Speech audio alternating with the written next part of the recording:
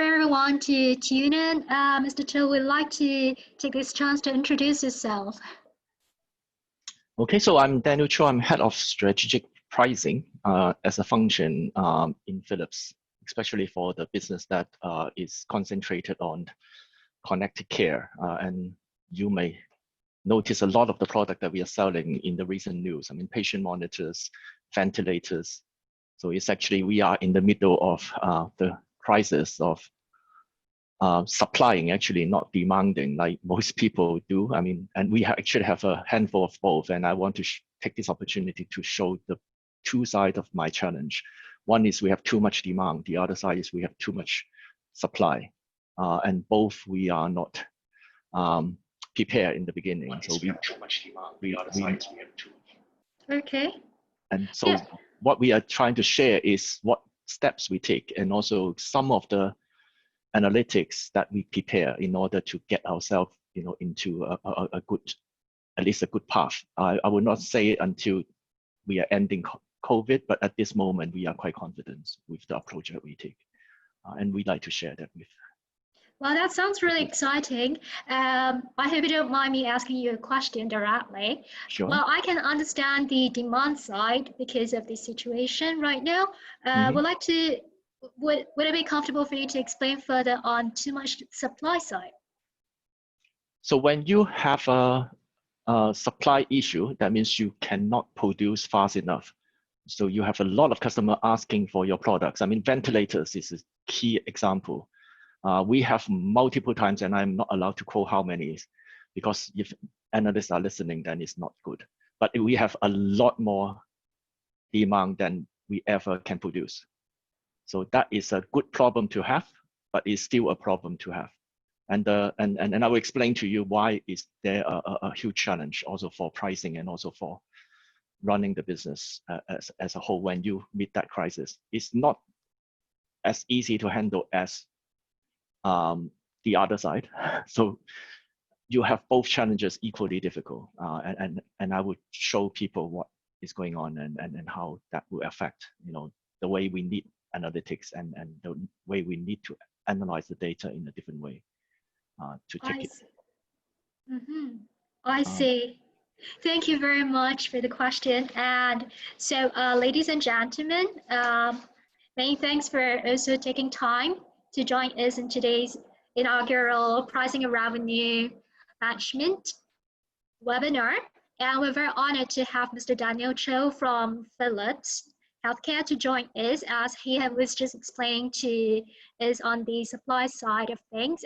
It will be great if we all can now warmly welcome him as he walk us through more on this exciting time, and also to share with us how he is leading his team in managing the pricing technology in order to cope with this challenging times. So, ladies and gentlemen, please welcome Mr. Daniel Cho, Senior Pricing Director from Phillips Healthcare. The floor is yours, Mr. Cho. Thank you so much. So first, I have to make a few disclaimers. The first is really, I'm not paid for this seminar or webinar. So I'm really wishing to share, the way we had tried in handling the crisis. If I'm looking more towards the other side, because I have two displays, so I'm not trying to ignore you, but I'm reading off a bigger display, which is needed. And also, I am definitely not the person that know all or doing it perfectly. I mean, this is an unprecedented event that nobody were prepared. So we were lucky because we do have a mix of problems to solve. So we are not concentrating on one. I'm sure if you are concentrating on one, the problem is even bigger than ours.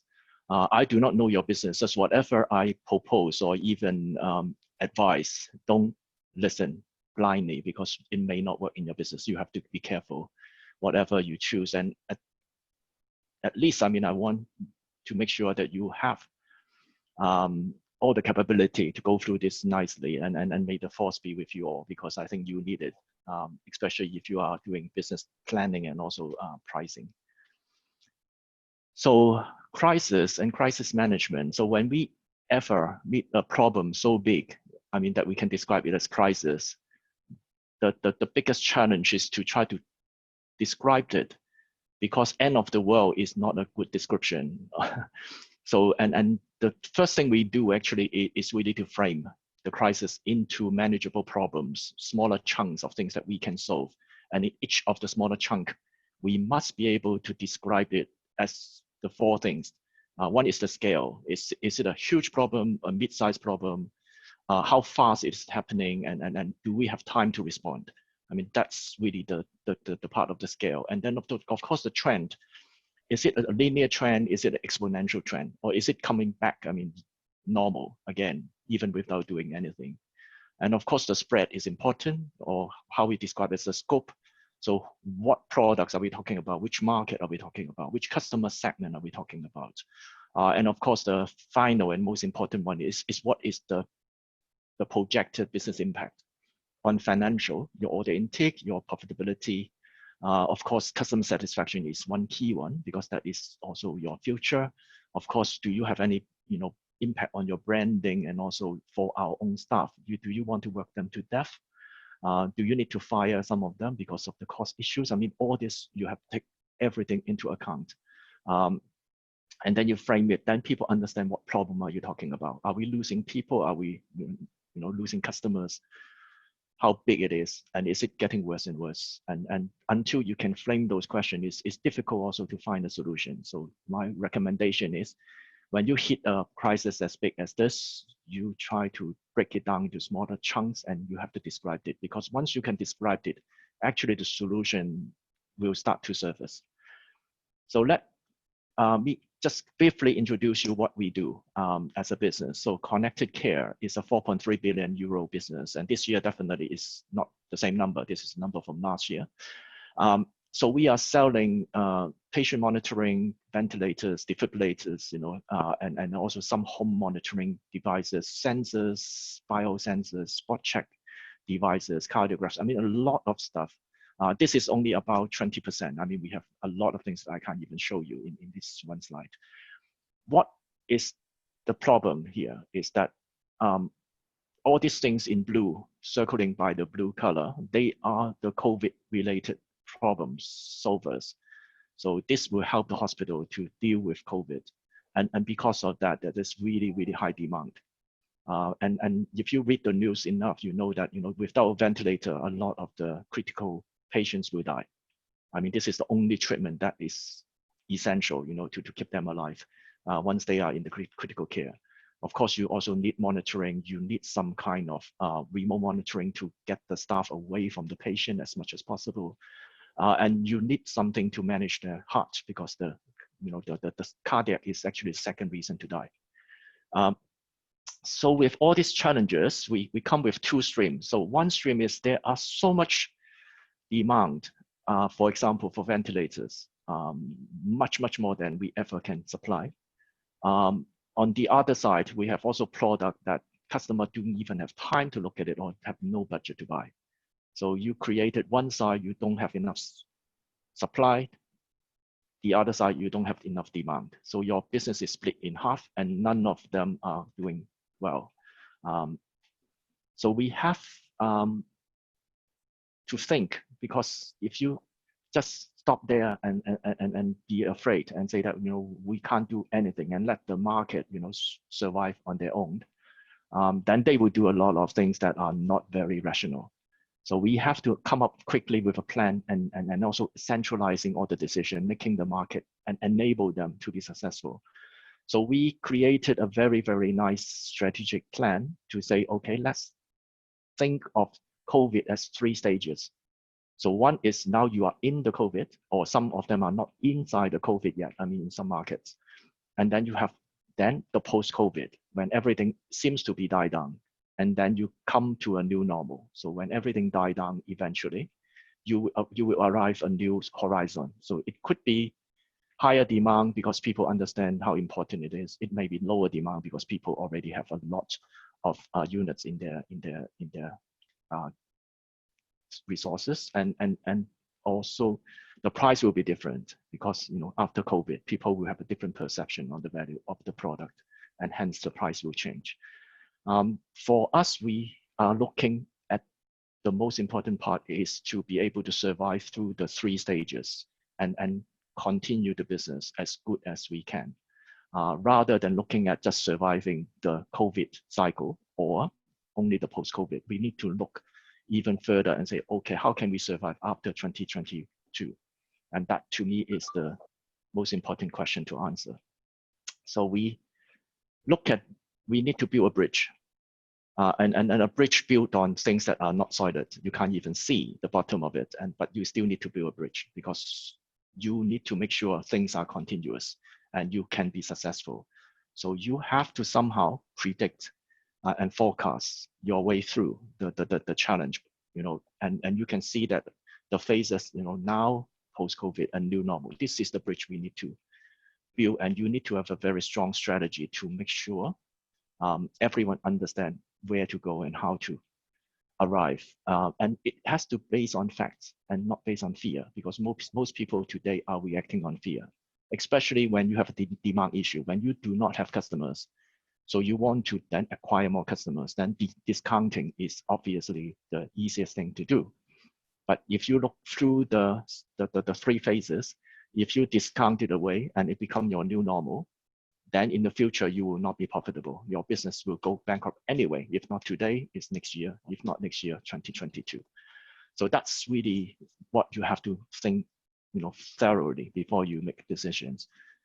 Break down your problems. You can't solve the world peace in one go. You have to break it down into chunks, and then you can solve them by chunks. Don't stop until you come up with something that you feel safe and comfortable, because and it's difficult to do anything very, very solid, but at least you will arrive a feeling that you say, okay, it's good enough. And that's where you also should stop. You should not go further than you feel comfortable and safe. And if you don't know, ask. If you don't know, do research. If you don't know, you create simulations. You don't use your guts until it's the only thing you have got. So that's the most important part, because our gut is built on knowledge of the known. Unfortunately, this is an unknown. And if you use your known to apply on the unknown, you may make mistake. Not saying you must make mistake. A lot of people are very intelligent and they could, but just in case, you should consider, and we do, go back to customers and reframe, our pricing strategy, make sure they understand the strategy and they are able to work with us, to also help them to go through their own journey of COVID. So what is their journey? And then this is the part that we see today, and then we are validating that also with our customers. So what they have today is they have a lot of patients, and we are serving a lot of hospitals. So majority of our business is really selling to hospitals or clinics. What they experience is a lot of patients don't go back now to do a normal elective procedure. So eye surgery, cancer, all these things, they don't go back. So the hospital has no revenue. And because all this procedure is actually in a waiting list. So this is building up. So some patient eventually will die because they will not survive it if they don't treat it. Some will then change into another stage and you need a different treatment. And some will eventually come back, but when they come back, then they become a huge backlog that you cannot absorb. So our customer is also facing exactly the same issue as we are. Today, they have a demand issue, no patients. Tomorrow, they have a supply issue. When all the patients come back, they cannot serve them. So whoever they cannot serve will go to another hospital, and they lost that revenue for a long time, if not forever. So this is where we have to work as partners to solve it together. So I just give you one example of supply challenge that we have. And this is an example of the ventilators. Of course, don't count on the exact units because I have to make it up. Otherwise, I'm not allowed to show. So in a normal day, for example, we sell about 1,000 units, and Q4 normally you have a little bit higher. And then suddenly we see that in April, and actually starting already in March, that was a ramp up of order that are in an unbelievable magnitude. So every customer is asking for a ventilator, and as long as you can ship, they will place an order, almost at any price. And the challenge is also you can't gouge them. If you suddenly increase your profit substantially, you will get punished, and I will show you why. So we have a supply threshold. So no matter what you do, you cannot exceed that threshold. That means the top triangle are customer that you cannot serve. And this customer will get disappointed, may get upset, they will cancel the order and so forth. And then you can see the hardest part is actually the ramp down. Suddenly, after COVID, people no longer interested in that product because they have too many already. And then you see almost no business for the rest of next year, and most likely last until 2022. And then suddenly you get a improvement again, but you never get back to the same volume for a long, long time. Because those products they purchase has a pretty long life of service, more or less like 8 to 10 years. So if they get one, they don't need another one for a long time. And that's what we describe as supply challenge. So with that challenge, then try to explain the problem to people. So why do you see it's a problem? You have so much business and everyone should be happy and celebrating and have champagne.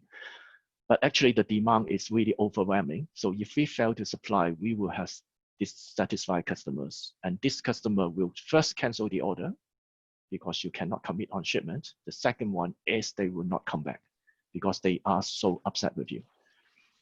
So we also do not have capability to serve all customers, but all customers are important. So how and who do we pick? What methodology should we use? And also, if you are celebrating on order intake is too early because the price to ramp up your production in such a short time is actually very high. So this could go directly into your bottom line. So you need to understand how it behaves before you decided whether you are celebrating or not. So surviving 2021 become a real issue. So how can we survive next year when there's almost no demand? And if you and if you are hoping and praying for a second wave, which we should not, because there's a lot of people dying in each wave. But if your business is dependent on a second wave, it may not happen, or it may happen, but the wave do not necessarily drive demand. So because now they have sufficient ventilators, so they don't need another ventilator wave. So this is also the challenge. We do not have capability to predict how the second wave will come and what impact it will have, and will it drive further the demand or not. And of course, if more requests come in, like we just answer 5 global tender, huge ones, like European Union, World Bank, all these tenders. How should we participate? Because if you participate and you win them all, you make your supply issue even 10 times more difficult to solve. But if you don't participate, then also you will start losing market share like madness, because these are really, really large 1,000-unit tenders. So how do we react and how do we plan, waiting on our supply and also on our challenge on profitability, and making sure we can answer questions to everyone, and also not to damage also the ongoing business already in the market. If you sell too cheap and the government get the 2 quotation, one from your partner today you're working with, who is selling for you in that market, and one is from you, and if that price difference by too much, then your local partner also will not have business for the future. The government will not trust them again. So you also have to be very careful how you handle those international tenders. And most important thing when we would meet such a problem is you need facts. Remember that we mentioned that. So how do we know what facts to follow? So the first thing we tackle is we actually employ a lot of data scientists. And we say the first thing we need to do is to predict the demand of our customers based on, the model is actually based on number of admissions in the ICU. So how many people need ICU monitoring? Because that's where a lot of our solution is focusing. So certain customer segments, and you need to forecast that demand. And they created a very intelligent model. So not only they get updated every day, from all the data sources around the world, they also build it on how the government policy is changing, and then your model will change. So if you suddenly change from this what they call the immunity, herd immunity from UK, for example, and suddenly overnight they say, okay, no, we change, now we will handle it in such a way. And once you change the policy, that model will automatically change and update. and then we can see the forecast. And based on that, and then we can actually trace back and then calculate, okay, what is our potential into selling into those demand. And of course, we need also very reliable forecast on our own supplies, because supplies is now the bottleneck. We cannot sell more than we can produce. So we also need to update a plan per day, using a lot of our data capability in order to look at that. And then we need to merge the two data and make decisions. And most important for us is we do like COVID. We need to flatten the curve. We don't allow things to ramp up everything in 1 month and then need to ship everything in 2 weeks. So we need to flatten it so that the supplying and the demand is spread over multiple months that we can handle. And use price as a guide well, to control demand. We have too much demand, then we can actually select which customer we keep and which customer we don't keep. And price is a very simple mechanism to follow. But we need to be very careful because we don't want to get into price gouging image or situation. So creating a plan and incentive also to make sure people that don't need the equipment now and today can wait. And you have to make sure they are willing to wait. So with some incentive, sometimes it's a discount, sometimes it's offer free services, sometimes it's different things that you can offer them to say, if you wait 2 months, we will give you all these good things. And then of course, since shipment is a major cost nowadays, especially premium shipment, fast shipments, and this is needed for a lot of the COVID customers, we will transfer completely that cost into the customer. So rather than build it into the product and the price, because it's losing profitability, we actually take it out and charge it separately. So that also avoid us to be seen as gouging. So we try to take out cost as much as possible and quote it separately.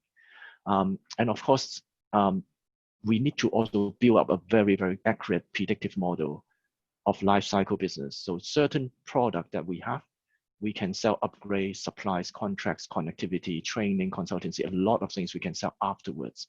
And this is important because next year, as you saw, the demand will go to flat, almost to zero.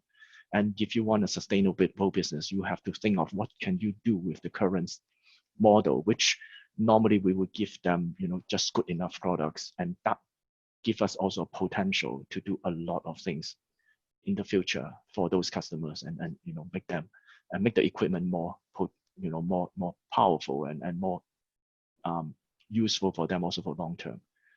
So that so one thing, as I mentioned already, we need to build a forecast model. So we are capturing data on a daily basis from so many databases around the world, and we build our own model based on those data. And for supplies, I'm showing you a very ugly slide. But this is very important because we need to know the demand and supply. And this is a single user interface. We can see the matching of the two. Don't read the font, it's very small. But one thing that we did very intelligently is we also look into the future. So we look at what is being ordered. We look at what is already quoted, and we look at what is already in the funnel. And we merge this based on our learning, from the past, and use those learning. Some are machine learning, some are human learning, and to create a predictive model to see, okay, what is the likelihood of the demand? And then we do the same with the supply, and then we merge the two, and then we make a decision. Are we already committing too much, or are we committing enough, but we still have some supply potential, and we can still ongoing sell a little bit more on a certain week of the year. So everything is based on 1 week. So you see all the production capability and demand in a weekly basis. And of course, this is also the life cycle analytics. So we can see, based on the profiling of the customer, what is the likelihood of attaching a life cycle business with them, including service contracts and upgrades and all that. So with this predictive model, we can see, okay, over all these orders, who will most likely give us a better future, and we can also use that as a filtering, which order we will accept and not accept when it flies in.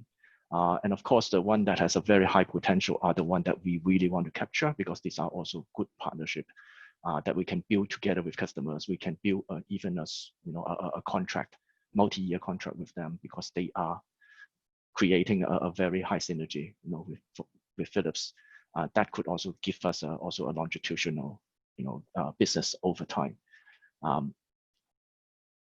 And gouging is actually very bad because not only people are not welcoming it, so your brand will get completely damaged if you are found, gouging. You are also being penalized, and you can actually be also sentenced to prison or have a penalty on financial if you are being treated and gouging. And there are a lot of hotlines every country that people can report to.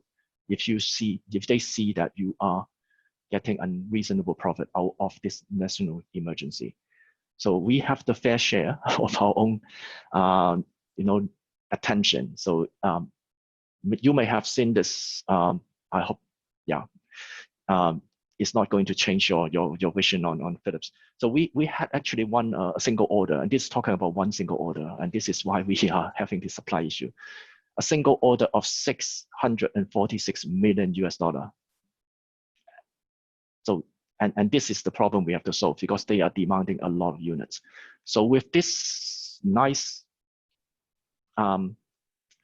news, of course, is attaching to the same that people start to see transparency. They see the units that we are supplying, and they see the total order. Then they know the unit price, and then they're asking the question, why is it so expensive? Because we thought you are selling it at a lower price, and then the question comes, and then they say, okay, even the government actually pay Philips, to design a low-cost ventilator. And at the end, why are you selling back to the government at a higher price? So because people don't understand your portfolio, they do not understand, there is a whole portfolio of very high-end ventilator that costs 20,000 US dollar with very, very high-end feature, because for a very critical patient, you need that, to a very simple ventilator, just pump simple air for patients that are not very sick. So we are mixing the two in order to create this total offer. So it's not one model, it's multiple model, but people don't understand and they just divide it and say, okay, this is too expensive. And we have a lot of criticism like that since the day that was produced. And every other vendor has the same challenge. So this is really not good for your brand. Of course, we did nothing wrong. We did not gouge. And we actually committed also to within the company that we will never gouge in such a situation. So my work is to prevent people doing that also. So I am limiting people's ability to raise the price. And we use discount management to try to control the price, and the average selling price should be better, but not individual product to raise the price at the time of crisis. So the next challenge, and I think this is the challenge that most people will see, this is what we call the demand challenge. So suddenly you see that normally we sell 1,000 units, we drop to 800, and then going down until almost nothing. And then suddenly when COVID is over, people have the confidence to spend again, and they will suddenly all come back. If they have the need, if they have no need, of course, they will not. But this will be then overwhelming also for the organization on the supply side. But soon it will go back to the new normal once people get too much of them. So we will see this cycle going through.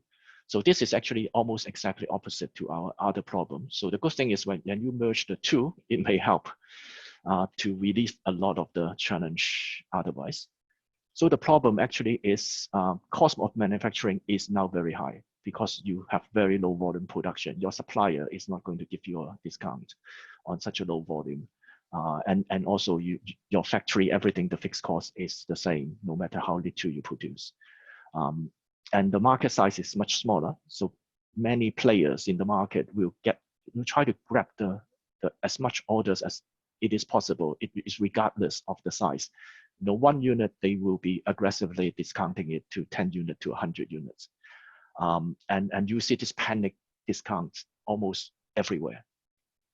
And you have to stop your market from doing the same, because if you're thinking about your continuous business, this kind of discount behavior will damage your relationship with your customer forever.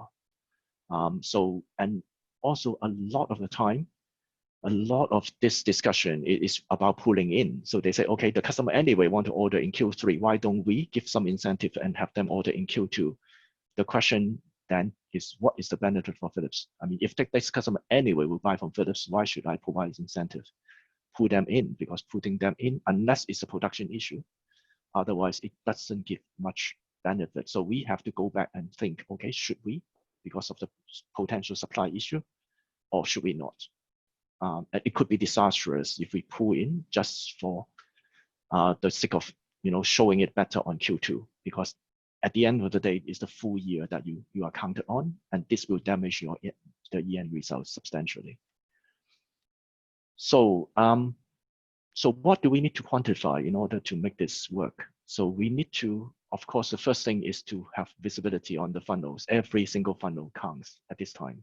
When they have nothing to do, they are not selling anything, then they have to make sure they quantify and qualify all the funnels in Salesforce.com or whatever you have for customer relationship management.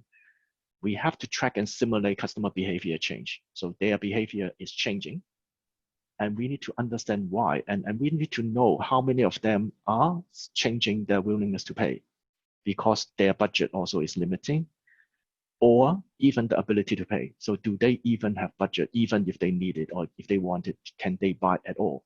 So solving ability to pay is different to showing the willingness to pay, or even willingness to buy. And you have to make sure you segment your customer well and index access, and you need to update that frequently so your market know what to do and how to counter the offer.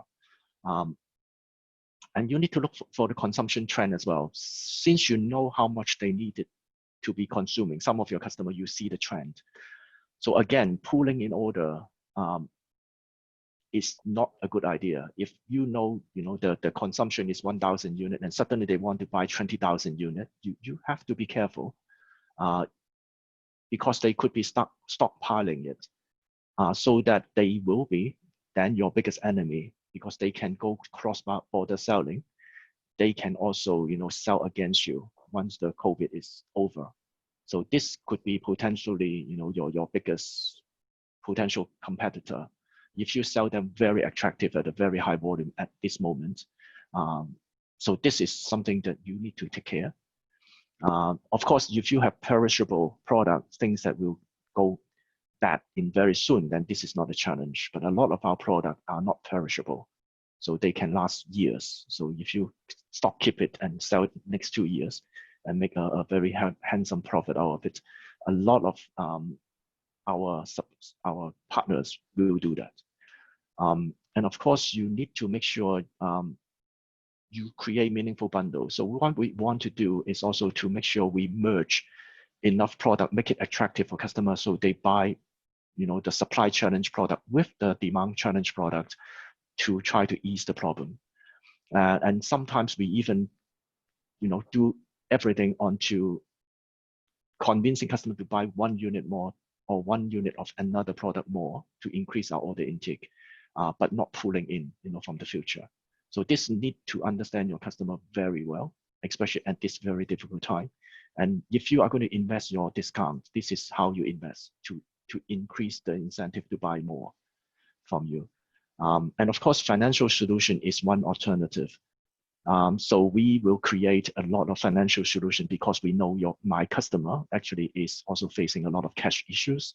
So delay payment, changing to subscription, doing a pay-per-use, or you have installments with 0 interest. So all this may help them to get through the difficult time together with you. So the overall problem, so we are having 2 problems now. One is the supply, one is the demand.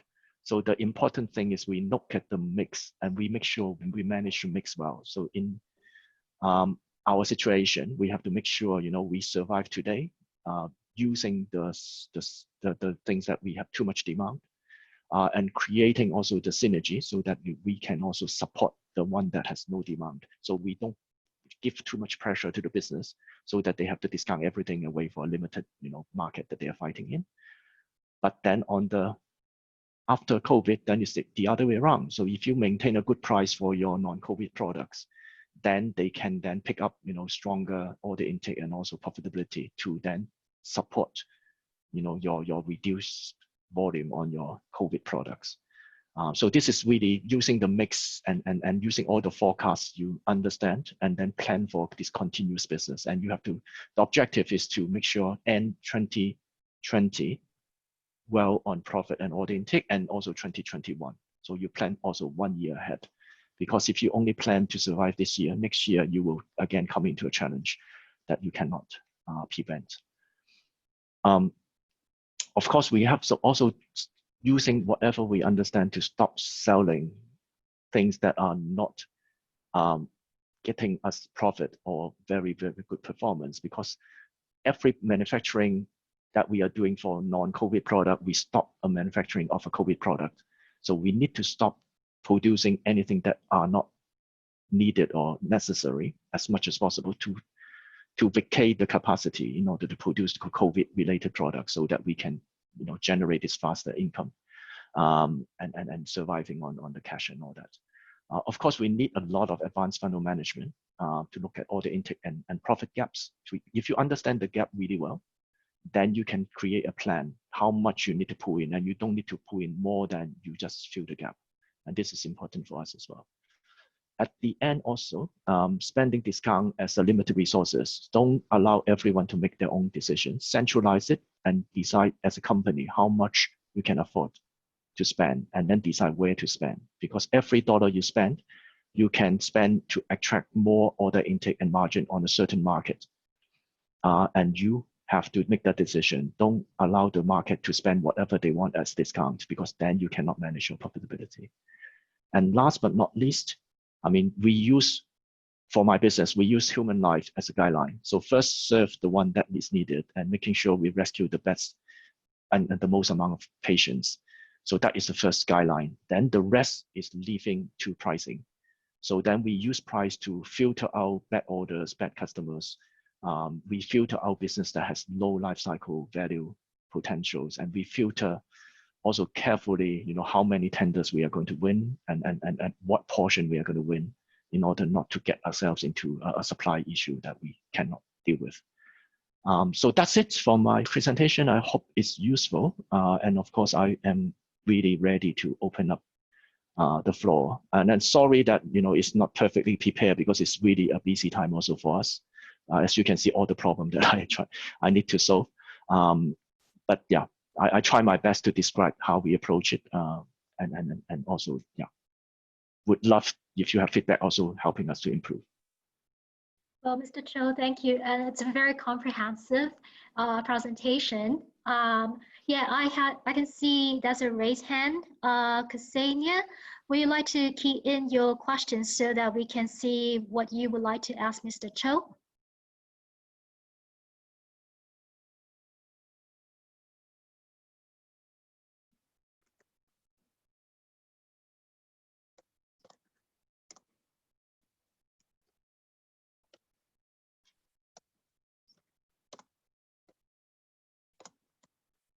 Meanwhile, we're waiting for Ksenia to send in her question. I saw a question coming from Mr. Daniel Viveka. How can you make the customer wait if their demand is now the highest? So there are actually,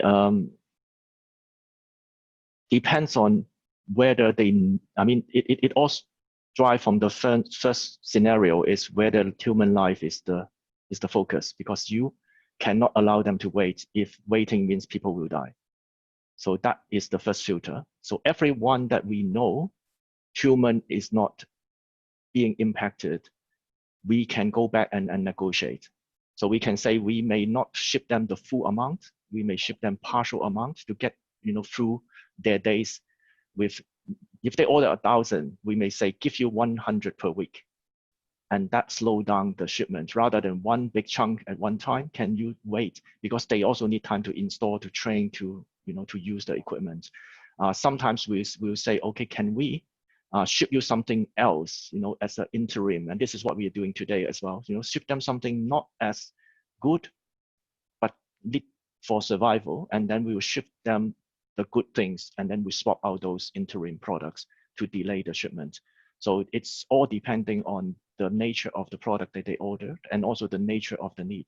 And we have to then make decision based on the global picture, which customer and which product is needed. And that's why this is a huge exercise from the supply management side. And I am myself not directly involved. I mean, we are directly involved only to limit the amount of demand as much as possible when we don't need them, and limit it in a way that is fair also for customers.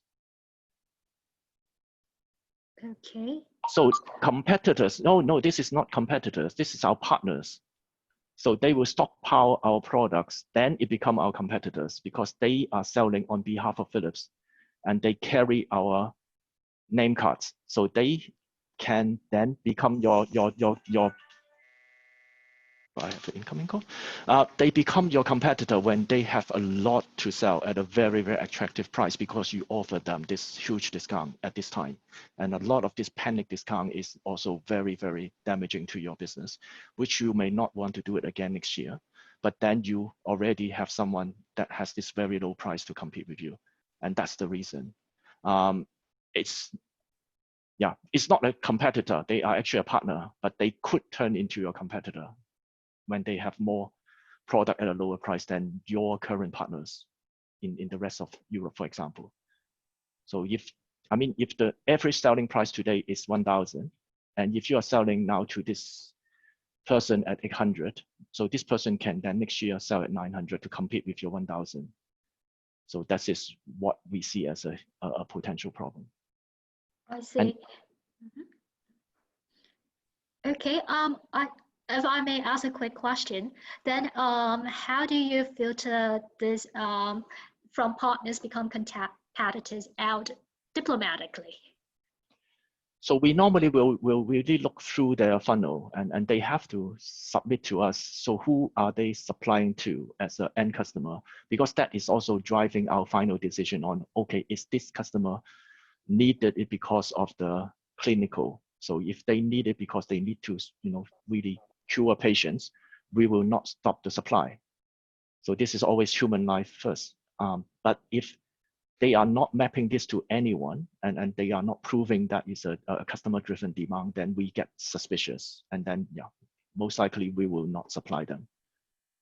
That stop some stockpiling, especially for the major equipment. It is very tempting for them to stockpile because they can't invest anywhere else anyway now profitably. So this is the easy way to accumulate a lot of profit down the line. All right, one more question coming in. Can you elaborate more on how do you use pricing to filter out customers? So you can use many mechanisms. So one of the easiest one is you set your target price and then you don't allow the market to sell below that target price. That is the most simple way to say, okay, every customer that you want to sell below your target price need to be escalated. And then we have a decision whether we want to serve that or not. And in normal cases, we'll block in. So you can raise or change that target price without changing your list price. And this way you can manage your customer and how many order you want to come in. Of course, if it's a very important customer and we have very good relationship, you can always have an exception to that. But you try not to allow too many order to flow in below your target price. And by controlling your targets and controlling this approval mechanism, then you can block a lot of orders that you may not want. And this is very easy and transparent and way to do it. And also not being seen as gouging because we did not increase the price. We only dropped the deals that are too low in price. Mm-hmm.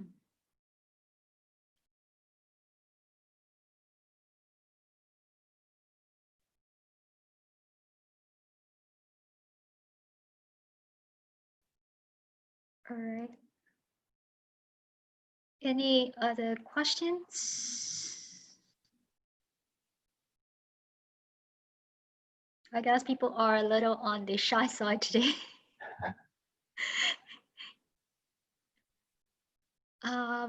In this case, thank you very much, Mr. Cho, for joining us.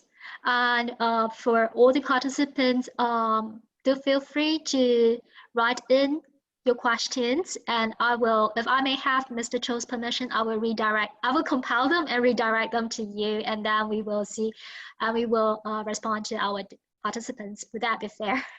Yeah, absolutely. As long as it's not too much. Try to keep it to 10 or. I will put them together. Okay, thank you. All right, and thank you very much. It was a very thorough presentation that touched on all the pain points that all of us are dealing with, including even customers. How do you deal with customers? How do you also deal with the supply side, and how do you plan accordingly? Which I personally have also learned a lot. I could show you my takeaways from my side as well. It's really amazing to have you with us, and we really do look forward to host you again, Mr. Cho. Thank you so much, and thank you for all the listeners to have patience on me on my very limited content and yeah, this rushing production of this slide set. So thank you for your also your participation, and thank you for your introduction into this webinar. All right, and we will see you soon. Thank you. Bye bye. Bye bye.